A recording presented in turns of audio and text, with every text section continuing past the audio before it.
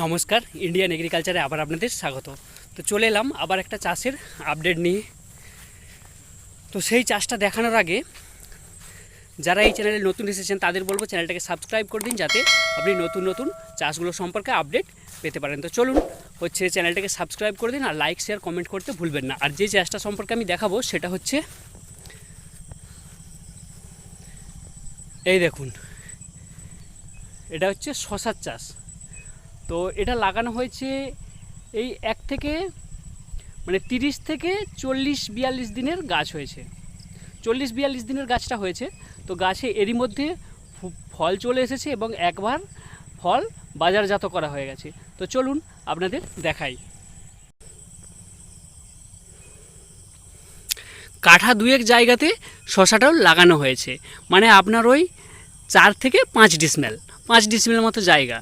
তো এই কাঠা দুয়েক জায়গাতেই কিন্তু শশার গাছগুলো দেখুন কত সুন্দরভাবে ভালোভাবে গাছগুলো এসেছে। আর এই ছোট ছোট গাছেই কিন্তু শশা ধরে গেছে অলরেডি।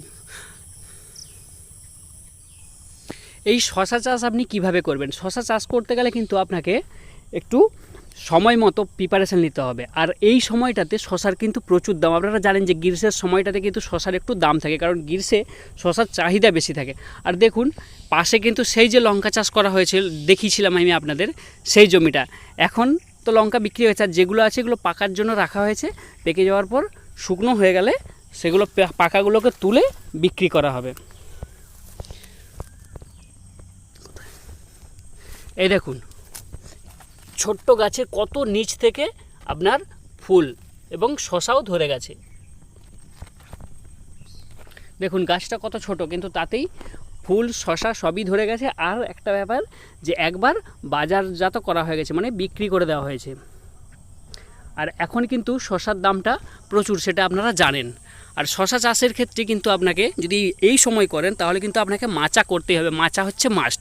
মাচা করতে গেলে এইভাবে খুঁটি করে এই দেখুন তার দিয়ে আপনাকে টান দিতে হবে। আর এই যে এই নাইলনগুলো কিনতে পাওয়া যায় এটা হচ্ছে প্লাস্টিক। আর এই যে সরু নাইলনটা দেখছেন এটা কিন্তু এমনি নর্মাল নাইলন, যেটা হচ্ছে যে ভাড়ার উপরে দেওয়ার জন্য, যাতে ওই গাছগুলো ওইটার উপর দিয়ে গাছগুলো ছড়াতে পারে।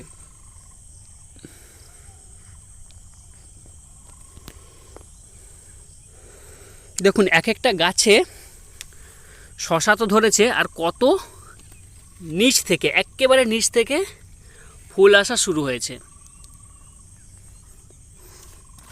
দেখুন প্রত্যেকটা গাঁটের কাছে কাছে এই জায়গাটাতে শশা ছিল, এটা তুলে নেওয়া হয়েছে। প্রত্যেকটা গাছের কাছে কাছে কিন্তু শশা। এই দেখুন, আর গাছগুলো এতটাই ভালো আছে যে আপনি এর পরের বারে যদি আমি আপনাদের আপডেট দেবো যখন, তখন আপনারা দেখতে পাবেন যে 1 সপ্তাহের মধ্যে, এখন এই যে গাছগুলো দেখছেন কিন্তু এটা 1 সপ্তাহের মধ্যে পুরো মাচাটা ছেয়ে যাবে, পুরো ভাড়াটা ছেয়ে যাবে শশার গাছগুলোতে।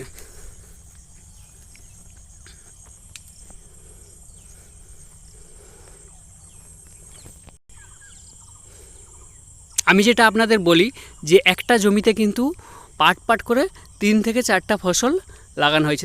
এইখানটাতে তখন আলু ছিল, আর এই দিকটাতে ছিল আপনার ফুলটাকে তুলে দিয়ে লঙ্কা লাগানো হয়েছে। আর এই দিকটা আলুর পরে এখন লাগানো হয়েছে শশা। তার মানে কি যে একটা জমিকে যদি আপনি পাট করে করে লাগান তাহলে কিন্তু প্রফিট বেশি পাওয়া যায়। আর সবজি চাষ যদি আপনি করতে পারেন তাহলে কিন্তু প্রফিট আরও বেশি।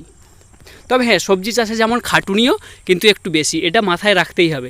সবজি চাষে যেমন প্রফিট বেশি থাকে তেমন কিন্তু খাটুনিও বেশি থাকে।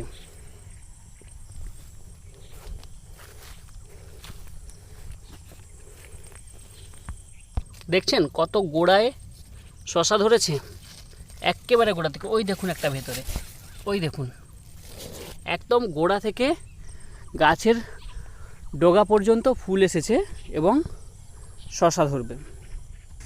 পাশে অন্য একটা জমিতে শশা চাষ হয়েছে, সেই জমিটাতে শশা তোলা হচ্ছে এই যে। আর সকালে বেশিরভাগটা তোলা হয়ে গেছে, যেটুকু বাকি ছিল সেটা এখন তোলা হচ্ছে। শশার সাইজ আর কোয়ালিটি কিন্তু দুটোই ভালো আছে এই জমিটাতে। তো এই জমিটার গাছগুলোও দেখুন যে অসম্ভব সুন্দর কিন্তু ভালো আছে, এবং গাছগুলো মানে আপনার কোয়ালিটিতেও ভালো, আর পুরো মাচা ছেয়ে যাবে আগামী 1 সপ্তাহের মধ্যে এই জমিটাতেও। আর শশা চাষ যেহেতু 30 থেকে 40 দিনের ফসল, মানে ফল বেরোতে শুরু হলে তারপর 30 থেকে 40 দিন ফল দেবে, তো সেই জন্য এই ফল বেরোনো শুরু হওয়া থেকে পরিচর্যাটা একটু বেশি করতে হয়, কারণ রেগুলার আপনাকে পরিদর্শন করতে হবে জমি। তাহলে চলুন আজকের ব্লগটা এখানেই শেষ করছি। দেখা হচ্ছে নতুন কোনো চাষের আপডেট নিয়ে। ততদিন সবাই ভালো থাকুন, সুস্থ থাকুন, আর সবাইকে ভালো রাখুন।